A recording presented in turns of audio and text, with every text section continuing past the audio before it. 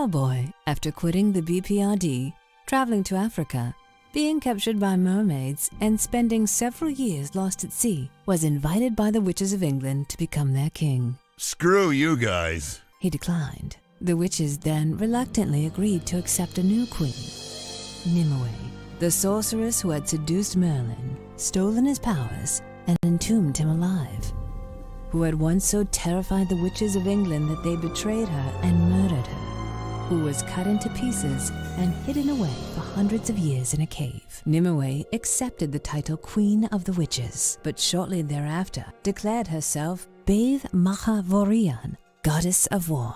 With the aid of Bruagach of Lolin, she has gathered an army, the people out of the dark, those who have lived in dust with only hate to sustain them, an army whose ultimate purpose is the destruction of all life on Earth. Hellboy, meanwhile, has learned that he is descended on his mother's side from King Arthur and is therefore the rightful king of Britain. Hellboy has also fallen in love with Alice Monaghan, who, in 1959, he rescued when she was abducted by fairies. The noble dead of Britain have now risen from their graves to follow their new king into battle against Nimue's army of monsters. But Hellboy has decided he must face Nimue alone, leaving Arthur's sword with Alice. Hellboy has given his left eye to the Russian witch Baba Yaga, and in return she is promised to get him past Nimue's army to the tower where she prepares for war. Unaware that even at this moment she is undergoing a horrific transformation. And now,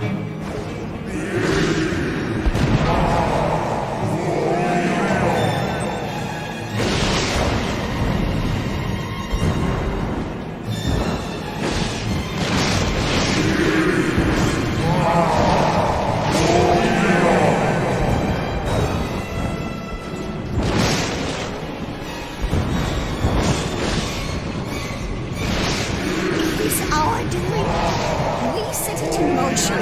It was the pig, his doing, not ours. But we could have stopped it.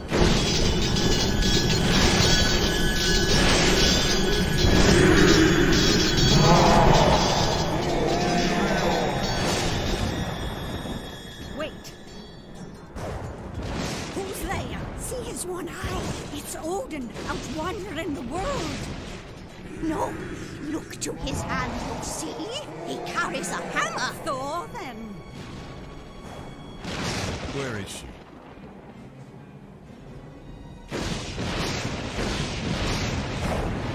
She alone up there? No, Ganida is with her. I don't want this! Want? You prayed for this. No! You called, and they answered. No! Not like this! The world turns one way. Even the great Nimue cannot turn back the world. You called and they answered, and you kept your heart a dragon from the beginning of the dawn.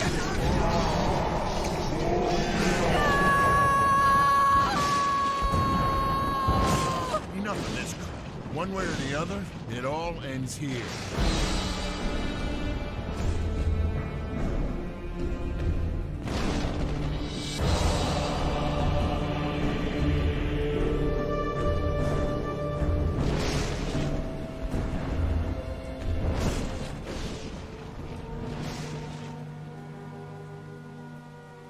I can't believe this.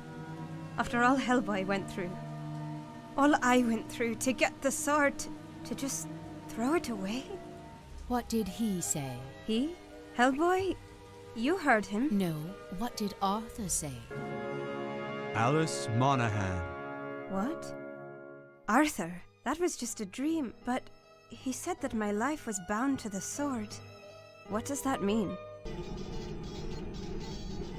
Dear, come and have a look at this. That's young George Washbrook, 1814, right before he shipped off for war. He looks nice. Oh, but he was troubled.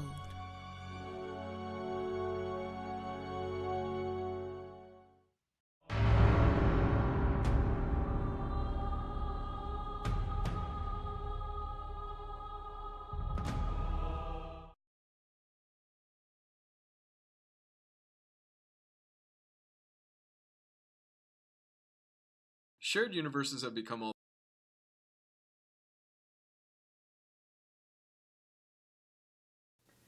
Well, okay guys, I'm using a different mic today, but this is, as you can see, Hellboy. If you do like it and you want to see some more, or if you want to listen to more, I'm going to be finding some more videos, and as you all know, when I'm live, you can hear him in the background, and now I'm going to just sort of talk and not talk really at all through the video. I'm just going to play what I have been playing throughout the week. I'm just going to be looking back in my history now, because I thought it would have been a straight play to the next video, but it's not. So we're going to have a look quickly at what I can play. If you're enjoying the artwork, guys, as you all know, I'm Blake084. BLUT 084. Art and Games. If you haven't noticed, we've been playing Doom this week, and it's been in VR, and it has been a blast. Just trying to find some good music where I can play, because we've just got a quick recap on Hellboy himself. We've had that all week, but in sort of scattered things. I should have planned this better. Hopefully I better cut this bit out. If YouTube is new editing software, and you probably can't even hear this, so I'm just going to waffle on. Blah blah blah.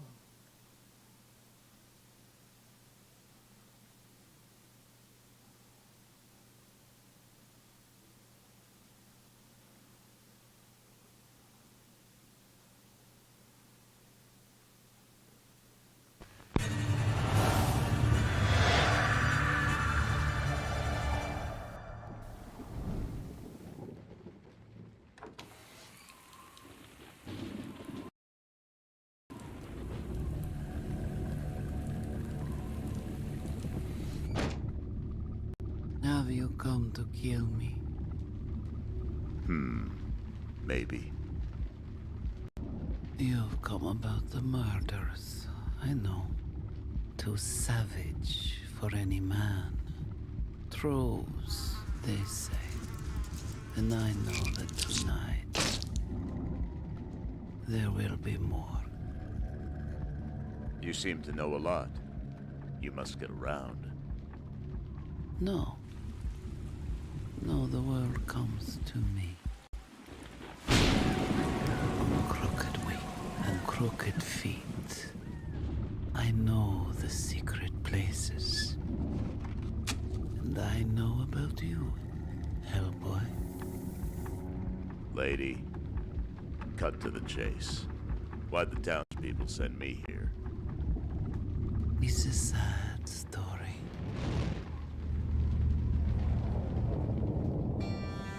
Once there was a woman who could bear no children. Despairing, she sought the help of a witch. The witch gave her 2 flowers, warning her to eat only the pretty one, not the ugly weed. She did, and soon birthed a beautiful baby girl. She could have been happy, but her husband wanted a son. So she ate the weed, and the second daughter was born. Monstrous, trollish, and the woman once again knew despair.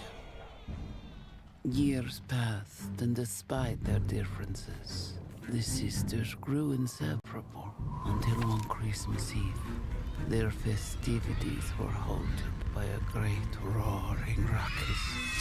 It was the trolls holding their Yuletide celebration. Enraged, the poor ugly girl went out to fight them. A worried sister had run to the window when a troll snatched her head, putting a cow's head in its place. She became a cow. The ugly child was furious. Wielding a wooden spoon and riding a goat, she went down into the troll's domain. Wait. I've heard this one before. She killed a pile of trolls, got the girl's head back, and then her sister magically became human again and married a prince or something. Right? Wrong. She lived and died a cow. Her bones lie outside. But her sister did bring back the head. Someday a woman who is wanting children will come to me, and I will give her these flowers to eat. And her children will be beautiful, not trollish. Yeah. Ah, but you came about the trolls. Take these. Still wet with their blood. Lay it at the entrance of their caves, and they will not dare to cross over it. And when the sun rises, they will turn to stone. No blow struck and no blood spilled. And I wonder, how will you feel about that?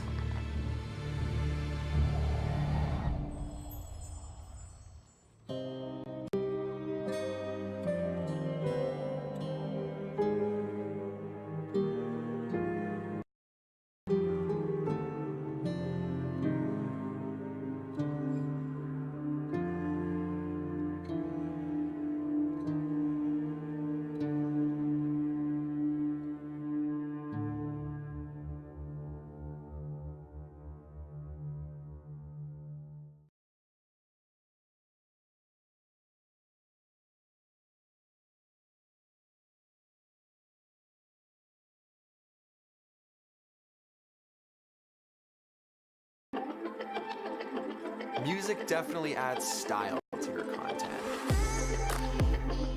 My name is Peter McKinnon. I'm a YouTuber. Welcome back, Nerd Squad. My name is Roy Destroya, and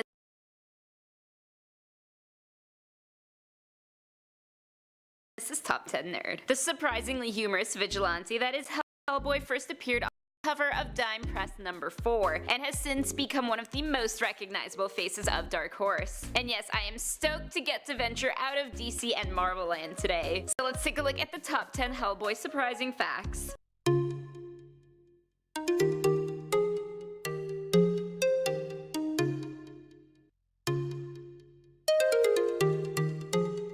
In the number 10 spot is his original sketch. The very first sketch of Hellboy that creator Mike Mignola presented at Great Salt Lake Comic Con does not resemble that Hellboy that we know today in the least. Rather, he was a demonic figure with the name Hellboy on his belt, complete with wings and also various seafood hanging from said belt, and certainly no right hand of doom. He never had intentions of writing his own comic, and yet here Hellboy is today. Minus the fish, thankfully. Coming in at number 9, he was supposed to be on a team. When the idea of Hellboy being a true comic book character began to shape, he got an updated design and was even envisioned as debuting as a member of a team of heroes. However, that idea was scrapped. And why? Because Mignola could not come up with a team name that he liked. It's really not that hard. I mean, Hellboy and the Demon Hunters, two goth metal bands sounding. Eventually, he did team up with the Bureau for Paranormal Research and Defense. Hellboy and the BPRD sounds less like a crappy band, I guess. Next at number 8 are the actors pitched to play him. Before Ron Perlman was selected to portray Hellboy, Revolution Studios were throwing around some other ideas of who to head the title. They wanted big names in casting to attract audiences, naturally, so some of the actors under consideration included Vin Diesel, Nicolas Cage, and Dwayne Johnson. Who better to have a rock hand? But Guillermo del Toro and Mignola settled on Perlman, believing he was the best choice to adapt the role on the big screen. In the number 7 spot, he once met Sabrina the Teenage Witch. Like most comic characters, Hellboy has had his fair share of crossovers. One of these took place in Archie vs. Predator, and it was not Hellboy meeting Archie or the Predator. Rather, very briefly, he came across Sabrina the Teenage Witch. Actually, in this case, Sabrina the 8-year-old witch. He actually broke into her house wishing to speak to her cat Salem. See, Hellboy is just like most of us. Tell me you wouldn't totally bust into a kid's house just to meet their pets. Coming in at number 6, he is an heir to the throne. The Wild Hunt story revealed to us that Hellboy's witch mother, Sarah Hughes, was of royal descent. She was related to King Arthur, and Hellboy is is the rightful and only heir left to the throne of Britain. So he's destined to be the king of Britain and wield Arthur's sword Excalibur. But then he gets told that he's also destined to kill Satan and become the king of hell. There's only so much a guy can do, pick one destiny. Next up at number 5 we have the cancelled sequel. Because both Hellboy movies experienced success, there was a third in the making called Hellboy 3: Dark Worlds. The film was gonna follow Hellboy living life as a parent and encountering an enemy who wants darkness to prevail. However, earlier this year the sequel was cancelled due to lack of funding. Good thing we are now getting a reboot in 2018 and it is going to be R-rated. No more flying coins representing blood. Up next at number 4 is his favorite food, a topic I love to talk about. In Dark Horse Presents Annual 1999, we learn of Hellboy's favorite thing to eat and how he came to love it. Turns out one of his favorite foods is pancakes. At first, when he was a child, he was pretty reluctant to try them. Like most children are hesitant to try new foods, but of course as soon as he does, he falls in love. And the demons of Pandemonium realize there's no way he's coming back to them now. Not until they make pancakes too. He and I would get along because I make killer chocolate chip and cinnamon pancakes. In the number 3 spot, we have the left hand of doom. Yes, I am not making a mistake by saying that.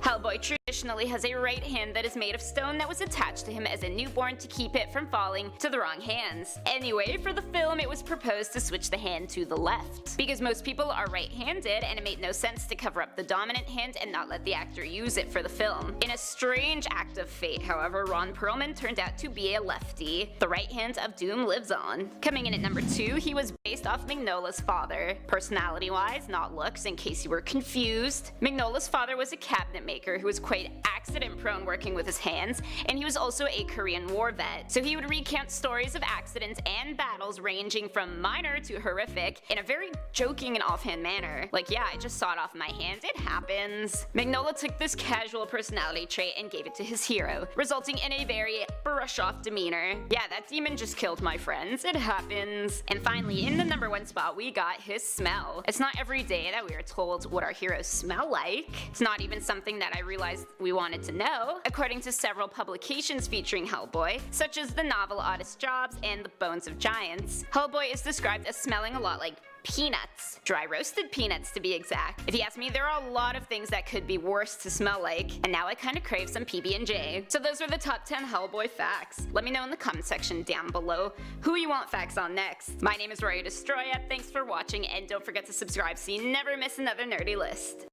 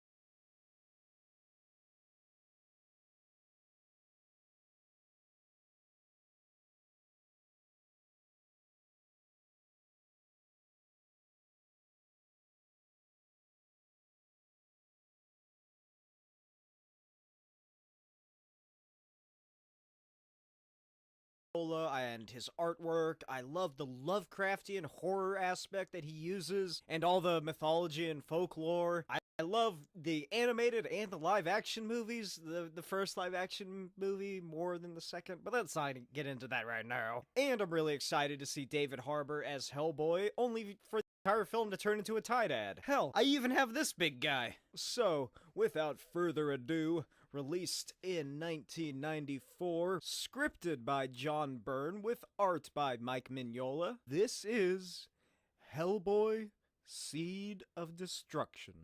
And yes, the first Hellboy movie by Guillermo del Toro is heavily based on this story. The book opens up in 1944 in East Bromwich.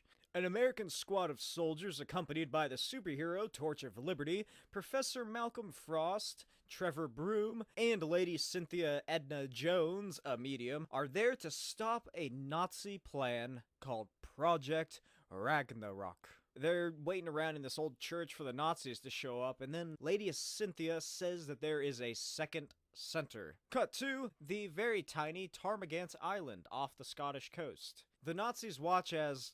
Wait a minute. He has a fucking swastika monocle. He's really dedicated, man. Anyway, the Nazis watch as the one and only unkillable wizard himself, Gregory Rasputin, uses these big old gloves to summon the Ogdru Jihad. The Ogdru Jihad are these, like, eldritch horrors that are basically the great old ones from Cthulhu mythos. It kind of helps if you have read Lovecraft's work, but it's not really needed to enjoy the story. So anyway, back at the church, Lady Cynthia sees dead people, and they tell her something is coming.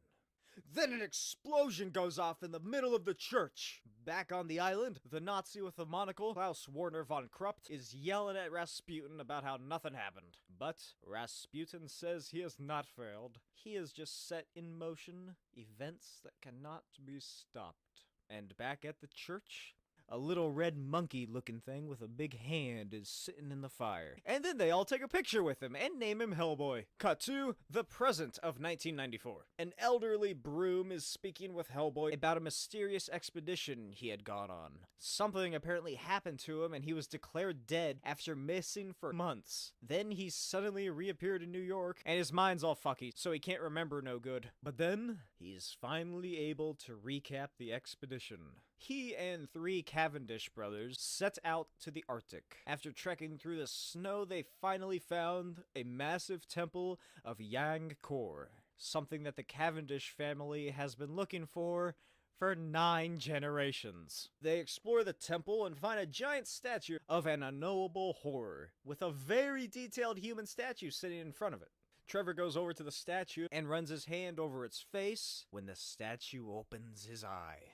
And then everything sort of goes yellow. Back in the present, Trevor's having a breakdown about how he can barely remember anything but screaming, and then seeing the New York skyline from aboard a ship, and then going directly to the building and calling Hellboy. And Hellboy's just like, shh, don't worry, I'm here for you, just take your time. Then Hellboy looks out the window to see raining frogs. And then Broom freaks the fuck out and runs out of the room. But he's almost immediately thrown back in, covered in weird, like, suction cup marks. Yep, Trevor Broom, the guy who dies at 1 hour, 26 minutes, and 55 seconds of a 2 hour and 12-minute film, dies about 17 pages into the book. So Hellboy races into the hall with his handgun in hand, and he immediately realizes he's made a mistake by running into a very dark room. Then, he's attacked by a shadowy beast, and it bites his hand and wraps his tongue around Hellboy's forearm, and then Hellboy just lobs Froggy off of him, and it starts leaving those weird marks, and Froggy wraps its tongue around the stone right hand of doom, and Hellboy just swings him into a sarcophagus, and then Froggy, like, hops back up and races toward an open window in the bathroom, but Hellboy shoots him, and Froggy dissolves into just a skeleton and like a weird puddle. And later, Hellboy calls the director of the Bureau of Paranormal Research and Defense, Dr. Manning, and tells him that Broom is dead, and to send some lab guys to the place. Cut to a mysterious Victorian manor. A shadowy figure tells an old woman that Broom is dead. And then she asks the figure to keep their promise. And the shadow says, very soon. Cut to the exterior of Cavendish Hall, a 150-year-old home that was built on a little island in a lake, and now the lake's gotten bigger and the place is nearly flooded. Also, there's a curse. So, Hellboy, Liz Sherman, and Professor Abe Sapien show up outside the door. Miss Cavendish brings them inside, and Hellboy begins questioning her about her son's expedition with Broom. But she says that after they left the base camp, they were never heard from again. Miss Cavendish gives the trio a little history lesson on the Cavendish family. Many generations ago, Elihu Cavendish came to America and built his cursed house and was preparing to go on his own expedition to the Arctic when he died. Then, generation after generation of Cavendish men set out, all meeting the same fate. And she says that the curse now ends with her 3 childless sons' deaths. Then the butler tells them that their rooms are ready, and the conversation ends for the night. Miss Cavendish is later sitting in the parlor when a voice comes from the shadows. It says, "You did very well. I'm quite sure they suspected nothing." Then Rasputin is seen in the shadows. Emma Cavendish asks if he will keep his promise, and he guarantees that her oldest sons will return to her. Elsewhere in the house, Liz is shown to her room, and we get some backstory for her. She has pyrotechnic abilities, and when she was 11, she lit an entire city block on fire, killing 32 people, including her parents and brother. But now she has her powers under control, and her last uncontrolled manifestation of them was 10 years prior. Then Hellboy and Abe are brought to their room. Hellboy is worried that Miss Cavendish really doesn't know anything, and that their journey was a waste of time. But then Abe asks if Hellboy recognized the butler, and Hellboy says that he did seem familiar. Abe then says that the butler looks remarkably like one of the men on the recent expedition, Sven Olafsen. Hellboy and Abe decide to take this mystery into their own hands, and then Abe removes his beard,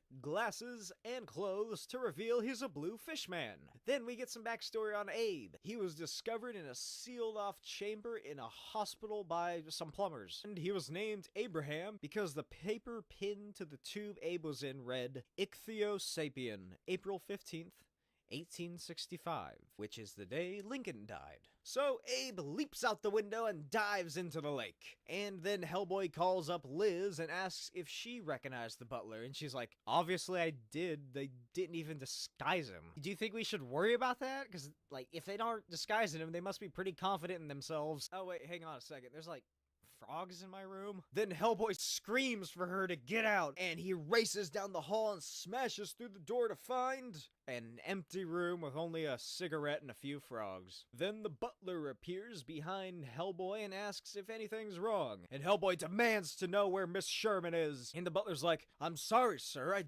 don't know what you mean."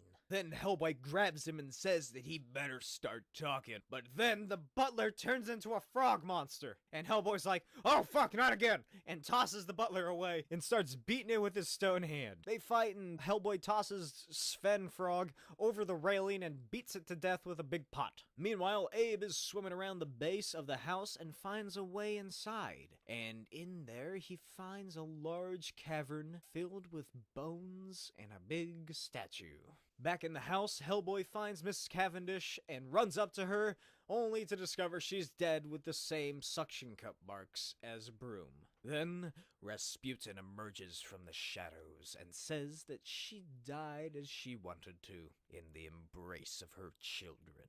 And Hellboy wonders why he recognizes that voice. And Rasputin's like, "Of course you know my voice. I am your master. I am the one who summoned you. Now, kneel before me, and you will live to see the new dawn of this world." Hellboy goes for his handgun, but the floor beneath him breaks open, and giant tentacles erupt from beneath it and grab Hellboy. Hellboy narrates that the tentacles are like the frog tongues, and his whole body is going numb. Rasputin tells Hellboy to not refuse his destiny, and Hellboy is pulled beneath the house into the darkness. Hellboy lands in a giant underground temple for the Agdru Jihad and finds Rasputin waiting for him. Rasputin tells Hellboy, "You were meant to stand beside me at Ragnarok, to command the power I shall unleash upon this world. This is your purpose, your destiny." And Hellboy's like, nah, I think I'll pass. And then he shoots Rasputin in the head. And Hellboy's like, that's the part where you fall down, since I just shot you in the head? But Rasputin begins to glow yellow, and Hellboy is launched away. Rasputin orders Hellboy to never lay a hand on his master again. Then Rasputin continues and says, "You are not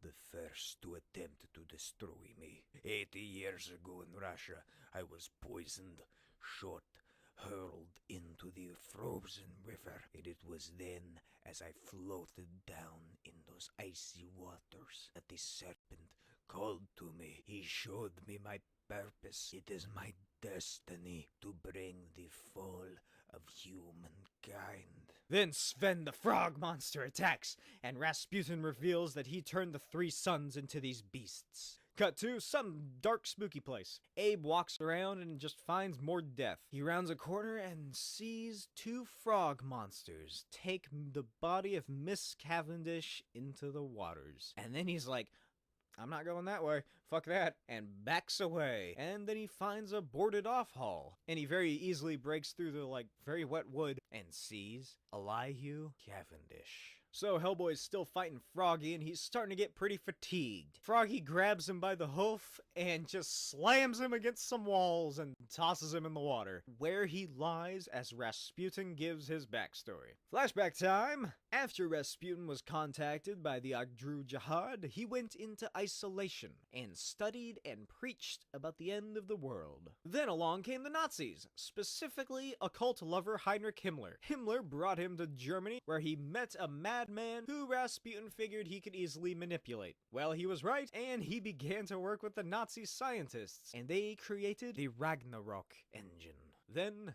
after Hellboy's summoning and the Allies won the war, the Nazi scientists fled, leaving Rasputin alone. Fortunately for him, he heard their voices and was led to the Arctic, where he discovered that the voice was of Sadhu Hem, who was imprisoned on Earth. Then he just sort of sat there and meditated until he finally saw the Agdru Jihad floating in their cocoon-like prisons in an endless void, until he was awoken by Broom. Sadhu Hem turned the explorers, sans Broom, into frog creatures, and Rasputin messed with his mind and then sent him back to New York so that he would call Hellboy, which would lead Hellboy to Cavendish Manor. Also, he has Liz. Rasputin says that he has allowed Liz to use the full extent of her powers so that he can then harness it, and Hellboy's basically old news. Okay, now, I'm warning you. The next page, you're gonna have to look away, because Sadhu Hem is a being of unspeakable horror to gaze upon. Sadhu Hem to invite utter madness of mind-shattering proportions. You've been warned. Go to this timestamp to skip it. Okay. So Sadhu Hem is okay, it's sitting there. It's sitting there.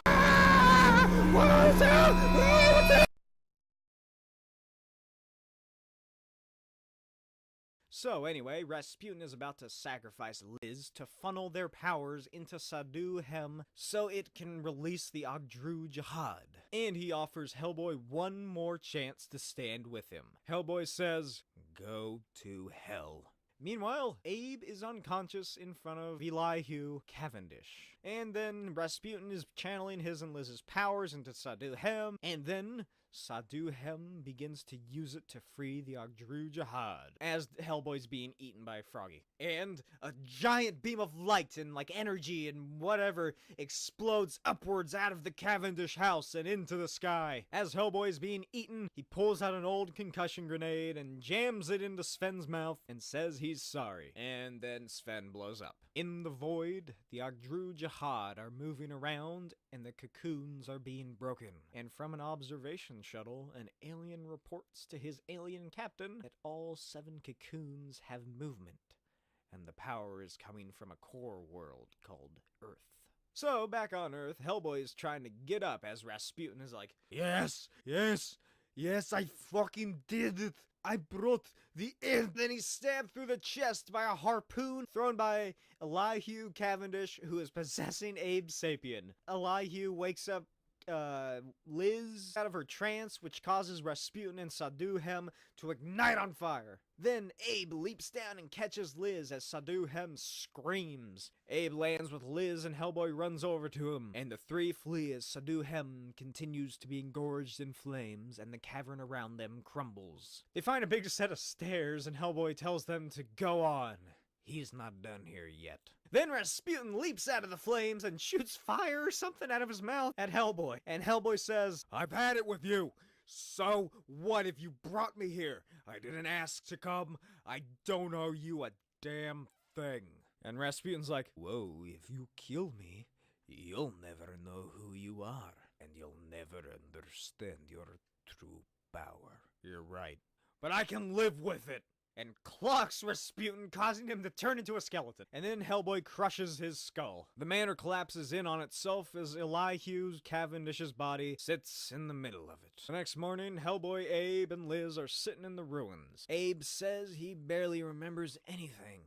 He found a statue of Elihu Cavendish, and the next thing he knows, there's a harpoon in some guy's back and a big monster. Hellboy concludes that Elihu Cavendish possessed Abe to get revenge on Rasputin. Hellboy asks if Liz is okay, and she says that she feels better than ever. Then they ask if Hellboy's okay, and he has a flash of Rasputin's charred body telling him he'll never know who he is. Cut to a castle in the snowy mountains. A Nazi castle, which also houses a lab. And in said lab, a little Nazi light turns on, and three figures, frozen in ice, stand as it begins to crack. The end. But it's a tie, Dad.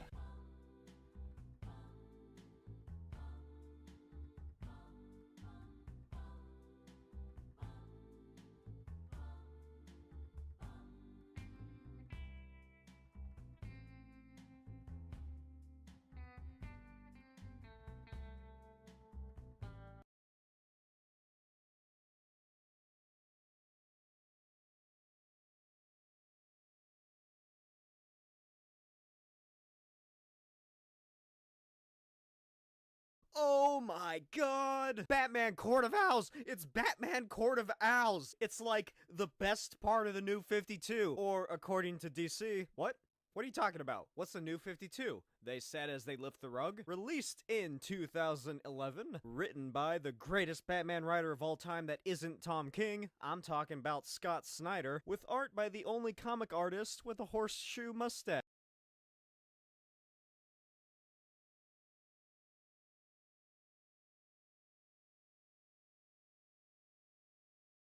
Monday.com is a team management tool that changed my life.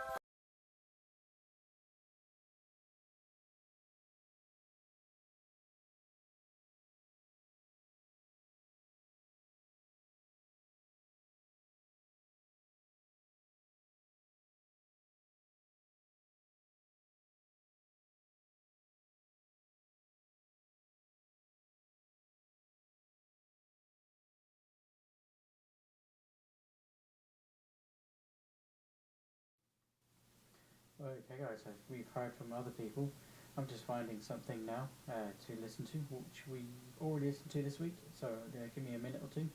Again, this is not live, but it is still recorded, so bear with me, and I'll just quickly find something from the backlog.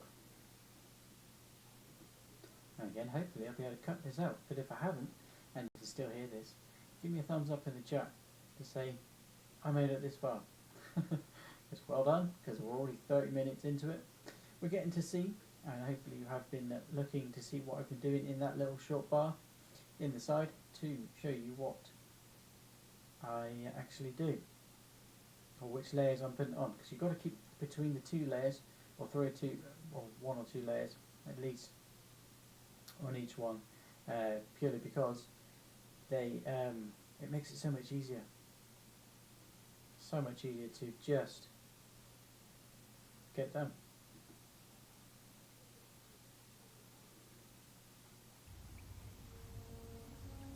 Can this be him? The one I have waited centuries to see? How strange. So far from his path that I barely see the promise of glory. Can this be him?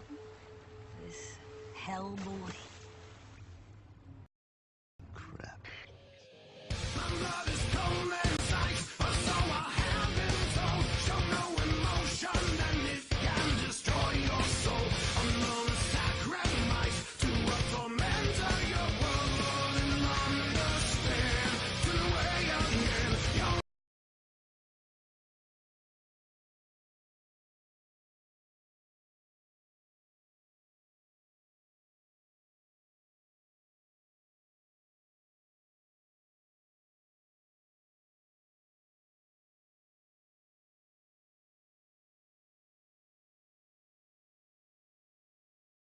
Photographer? Join Guru Shots, the world's greatest photography game. Get massive exposure, meaningful recognition, and improve your photography skills. Guru Shots makes your photography more.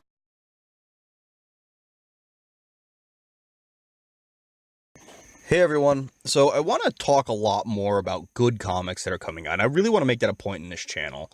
I was talking with Englentine about this the other night, where, this SJW crap is probably going to blow over, and what the hell are we going to have to talk about at that point? If it's all gone, there's still going to be bad comics to talk about, and, things in the industry going on, but we really do need to start focusing a lot more on what's good and promoting the things that are good in the comic book industry. And I've read probably 50-50 indies and Marvel. I mean, I love the indie stuff. I know there's some people who really hate the indie stuff. But one of those indie series that was always really near and dear to me, and I think I actually became a bit of a better person having read it, was Hellboy.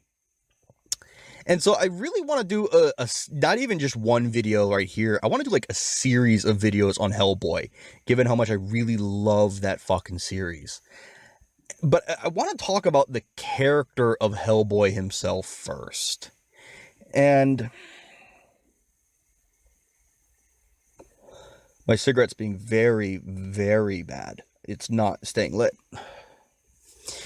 But the thing that always really appealed to me about Hellboy is he is the most important person in that universe. He is.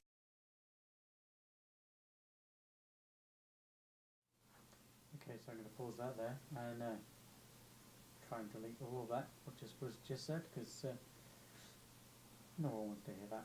I'm just going to find something else then, because there doesn't seem to be anything else that I haven't already seen. Or something you can hear in the background. Looking for a sort of playlist at least. We had back in the days when we were listening to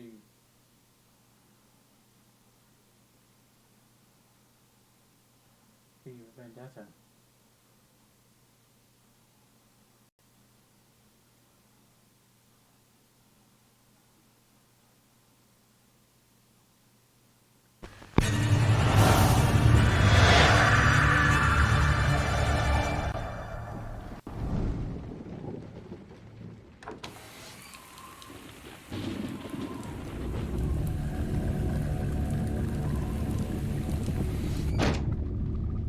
Have you come to kill me? Maybe. You've come about the murders, I know. Too savage for any man.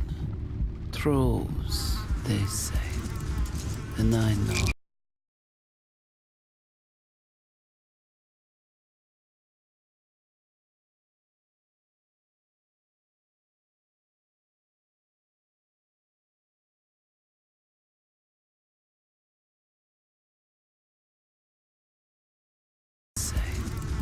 And I know that tonight there will be more. You seem to know a lot. You must get around. No. No, the world comes to me. On crooked wing and crooked feet. I know the secret places. And I know about you, Hellboy. Lady, cut to the chase. Why'd the townspeople send me here? It's a sad story.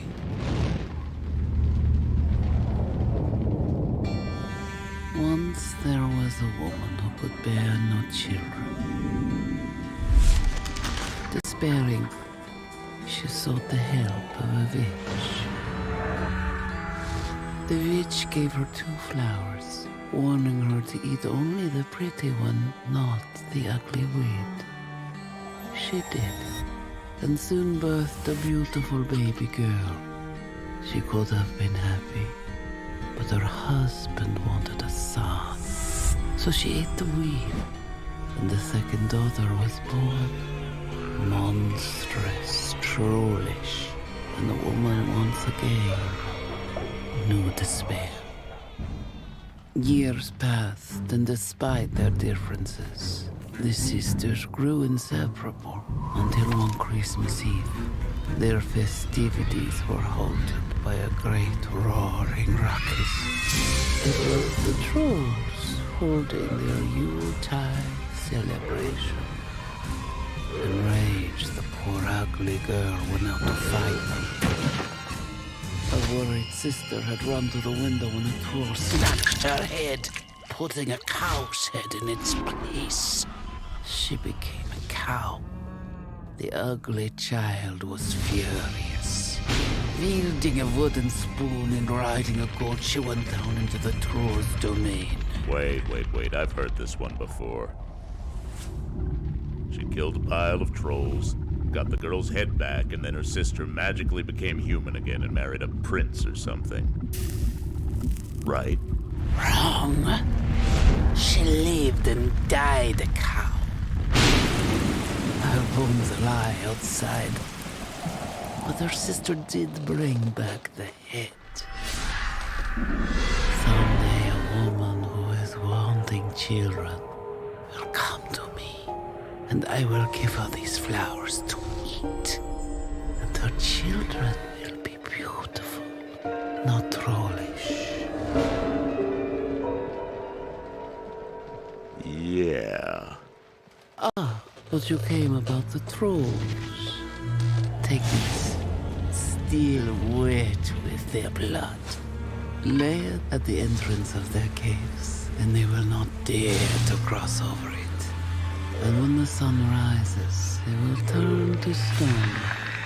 No blow struck and no blood spilled.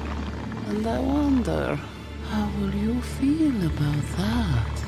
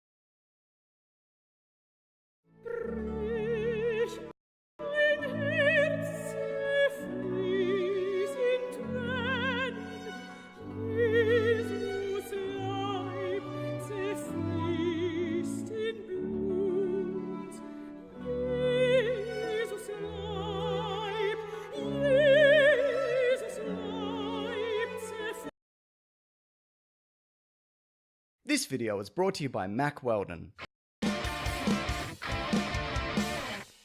My goodness! There's a new trailer for Joker 2019.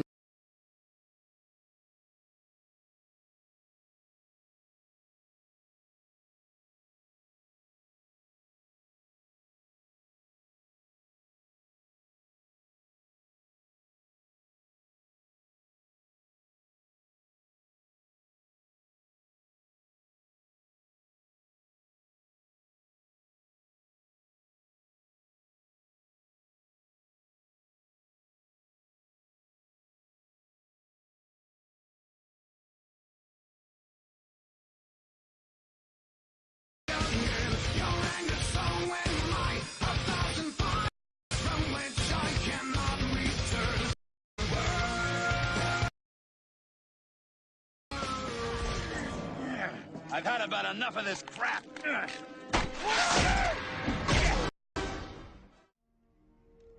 You grew so fast at first. In no time at all, you were too big to spank. Only 'cause the tail got in the way. And I sense there was a sudden release of energy here. Yes, very powerful. You're good. I've worked with psychics before, but you're really something. And here I thought it was just bad feng shui. I hate psychics. I know, but we have to use them. Come on, sometimes they help. Yeah, but it's always too little, too damn late. Excuse me, Agent Corrigan. Wrong in this world. Looks like your high priestess didn't do so well.